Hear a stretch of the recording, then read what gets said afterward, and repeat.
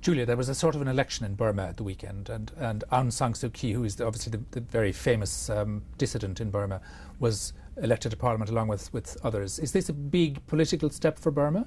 This is certainly a big political step for Burma. I mean, she was allowed to campaign relatively freely, so that should be encouraging for the US, which has talked about lifting sanctions. But it's worth remembering that she's only got 6% of Parliament after this by-election, and there won't be another election until 2015.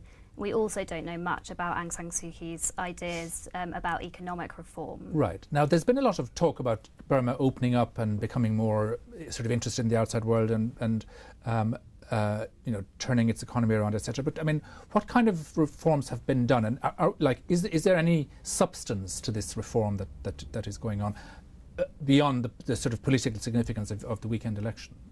Well, this goes hand in hand with reforms that the government has been saying that they're going to push earlier in the year.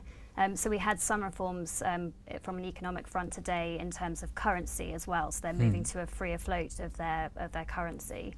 They've also said that they're going to give tax breaks potentially to investors coming in. Right. So these are big developments. But it's worth noting there has been investment in Burma already, mainly from bordering countries such as China. I think they account for about a third of foreign investment, mainly into the gas sector. So they have a lot going on there in terms of natural resources. Right, but for say Western investors and others, I mean, is there anything to buy in Burma? I think that's the question that must be asked. You know, what is there besides sort of undeveloped industries? Well, certainly resources and agriculture are the two main things. But I guess the hope is that as incomes rise, they also become a bigger consuming nation. But we're talking about from a very low base. Yes. So there's potential within banking, within telecoms in particular, are two industries that investors are eyeing. Right. And is this investor reform that they're introducing, do you think is going to be enough to encourage even a trickle of foreign investment coming in from the US or from Europe or from Japan, say?